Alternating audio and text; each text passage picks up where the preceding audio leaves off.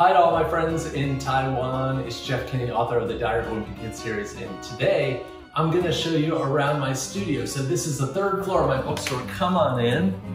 This is the Wimpy Kid studio. So if you are a fan of the Wimpy Kid series, you are right now at the center of the Wimpy Kid universe, which is pretty cool. And if you look up, you'll see these clouds. And if you watch them long enough, you'll notice that they start to change colors. This is pretty cool. We got these clouds from Guangzhou, China, and then we stuffed inside of them these lights that are all computerized, and they can change to all sorts of different colors. So if the holiday changes or the seasons change, we have the clouds change color. So everything on the studio floor is up in the air. So you can see we have these replicas of giant balloons floating and flying in the studio space. If you spin around, you can see that these are replicas of giant helium balloons. So in the United States, every year on Thanksgiving, in New York City, we have these giant character helium balloons fly.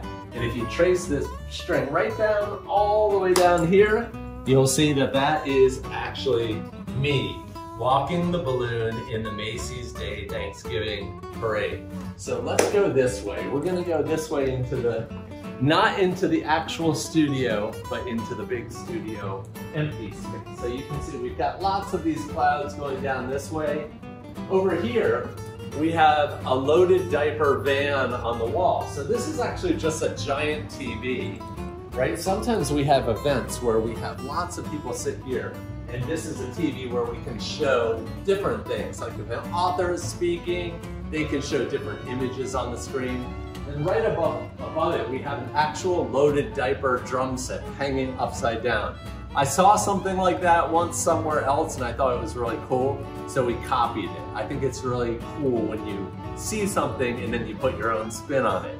Now, Loaded Diaper is Roderick Heffley's band, and we decided to create a kitchenette over here that looks like rock and roll cargo, right? This looks like how rock bands like carry their stuff. These are cases, and we have an electric guitar over here on the wall. Now, if we want, we can flip this switch. Are you ready?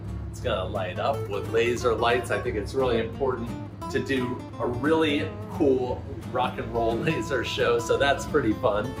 Now, we also have this theme carried out throughout the whole floor of this idea of flight or everything being up in the air. Over here, we have a room, but the door and the wall looks like an airplane, of course, from The Getaway. Speaking of airplanes, come on over here. We have an airplane fuselage over here. And this is actually an airplane wing, so it's pretty cool. This is a place where sometimes we eat and we meet, and right now it looks like it's nighttime outside, but I think we need to change that to daytime. We have all these cool little touches in the studio, like that cheese wall over there. Like I said, everything is airplane themed right here, so we actually have seat belts that hold the books inside. And here is something you probably haven't seen before. This is Commentary de Inepto Puero, the only book of the Diary of a Wimpy Kid series that is actually translated into Latin. So the Wimpy Kid books are translated into 65 different languages, and you can see some of them here. So I've been all over the world with my coworkers. We've traveled just about everywhere to about 28 different countries, I think. And so here are some of the books from the different countries that we visited. Of course, my visit to Taiwan was one of the most meaningful visits I've ever been on. It was so cool to meet the people and to learn a little bit of your language. So we're gonna come in here. We're gonna take a quick peek at the grout. So if you read Diary of a Wimpy Kid Wrecking Ball, you will remember the grout. We like to sneak these little things in here and there to kind of keep adding to the studio. And I'm in the studio right now. So this is where all the magic happens. This is the Wimpy Kid Headquarters, and it is the center of the center. You can see my very messy desk over there. I've got this giant tablet. So I do all of my drawings electronically. I usually do all my drawings on this big tablet. It's about that big. I do all my drawings that way because I'm not very good with pencil and paper, pen and ink, but the computer, I can do that. And at the end of this, I'm gonna show you how I draw with pen and ink and see if I do a good job. But the studio is really cool. It's got a lot of Diary of a Wimpy Kid magic in it. You can see we have these special desks that are the different colors of the first 3 books. And if you look up above, you'll see that we have these cool lights, and they are actually the colors of the spines of the first 6 books. So it's pretty cool to see kind of Wimpy Kid history played out in architecture and design. So here we have a wall of all the Wimpy Kid books in all the different languages. Some are languages I don't know at all, so it's really cool. I've been learning about the world through these translations. Here's one that says Gilana Tutag. I have no idea what that language is. Over here I have some cool original art from cartoonists like the Simpsons. So that's a cell of the actual animated TV show. So that's a hand-painted cell. I've got a hand-painted cell of Snoopy. Of course, you know probably the Peanuts. His stories have traveled all over the world, Charles Schulz.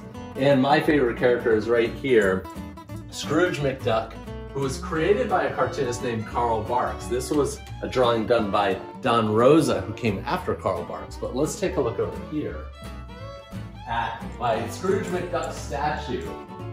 I think this is one of the coolest things in the studio. This is the only life-size Scrooge Mcduck statue in the world. I think it's really cool. It's a great work of art on its own. And we decided to hire the artist who did this to do this over here. I'm bringing you back and forth, zigzagging you through the studio. Here is Greg Heffley in the 3rd book, on the back of the 3rd book, where he's in his mother's bathrobe standing over the vent. I don't know if you've ever done something like that, but I did as a kid. We've got this big cheese wall right here. Sometimes you can see fish swimming by, snowball fights.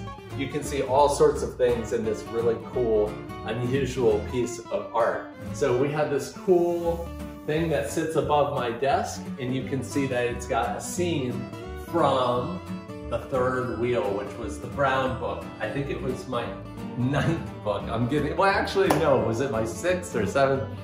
I'm starting to lose track myself. I think it was my 7th book.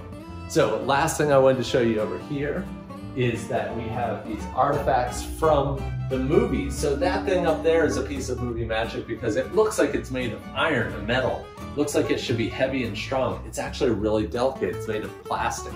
They just spray painted it to make it look like rusty metal. I've got this Corny's sign that was actually from the Long Haul movie, and some other things from the movies too, including the bowl that Roderick uses for his dog, Sweetie. Over here we store everything in lockers to make it look like a little bit like middle school lockers, which I think is kind of fun. We stripe the walls so that they look like they're paid. The whole studio is from Greg Heffley's notebook. And then come on over here, I'm gonna show you where I write. So sometimes I'll write in this telephone booth here. And we recreated it to look like a telephone booth you might find in London, England. It's got a really comfy chair in there, and sometimes I'll sit in there on a Saturday morning and I'll write a movie or a book, so that's really cool. And the last thing I'm gonna do is, I told you that I was gonna try to draw. So it's been a little while since I've actually tried to draw with a pen, but I'm gonna show you how I draw Greg Heffley. Let's give it a shot. So I always start with the eyes, and then next is I start to draw the nose right underneath that first eye. Hardest part is always the head because it has to be an almost perfect circle. I think I did okay right there. Like I said, it's been a while since I've drawn with a pencil and paper, pen and ink. This time I'm going straight to the ink. So I draw 3 hairs for Greg. Now you might have noticed that on the Wimpy Kid books, Greg is almost always frowning, right? So today, because he's talking to you in Taiwan, I'll have him smiling. And then Greg doesn't stand up straight. He's a wimpy kid. Let's take a look at that poster on the ground because that's gonna tell us how I'm gonna draw his body. Greg has a curved body, right? Because he needs to look like that backpack is really heavy and he almost can't support it. So I always curve inwards like that. And then here's Greg's arm.